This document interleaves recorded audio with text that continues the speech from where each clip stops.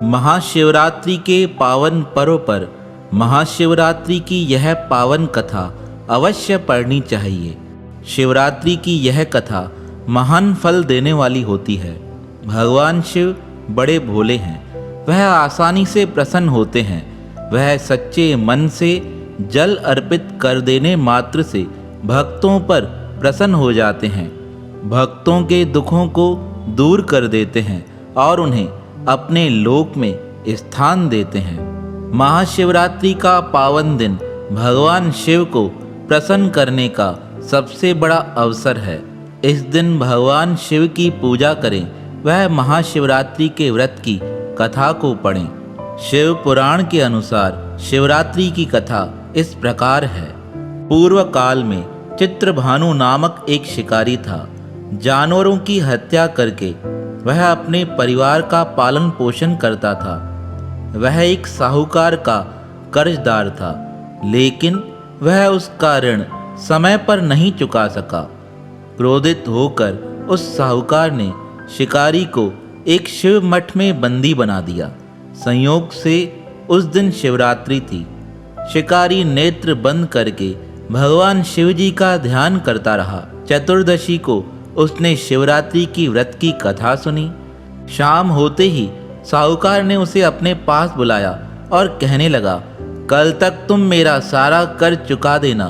शिकारी अगले दिन सारा कर्ज लौटा देने का वचन देकर बंधन से छूट गया।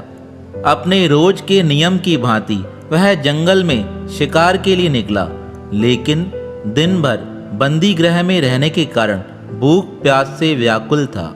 शिकार को खोजता हुआ वह बहुत दूर निकल गया। जब अंधकार हो गया तो उसने विचार किया, आज की रात तो जंगल में बितानी पड़ेगी। ऐसा सोचकर वह अज्ञानवश ही बेल के पेड़ पर चढ़ गया और रात बीतने का इंतजार करने लगा।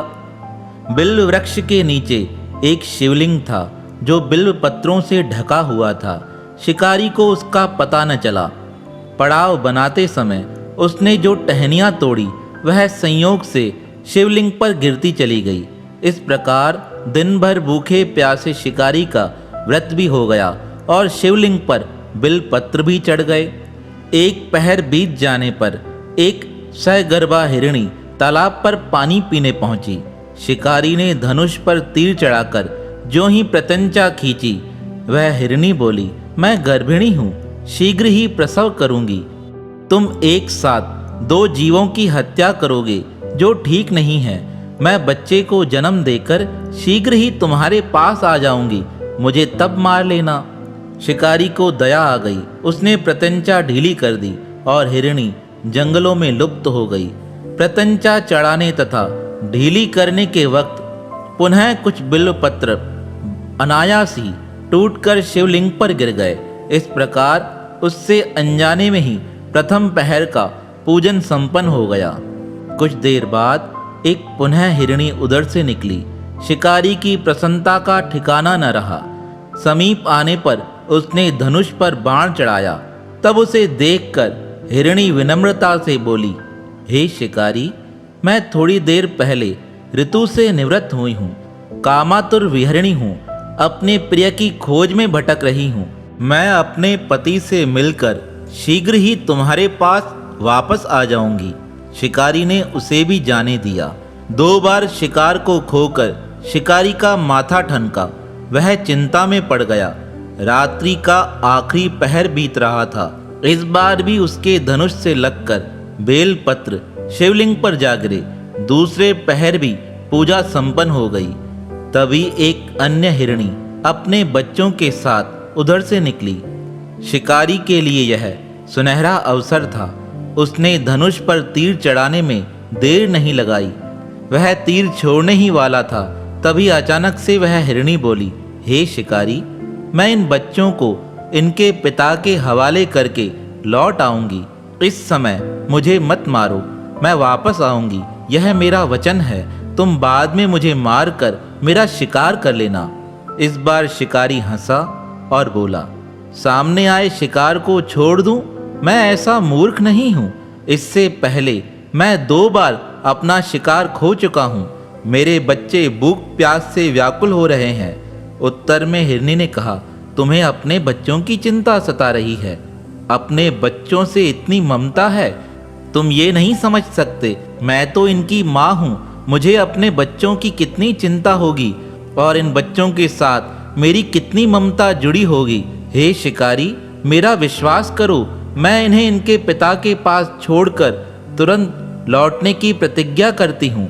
हिरनी का दीन स्वर सुनकर शिकारी को उस पर दया आ गई। उसने उस मृगी को जाने दिया।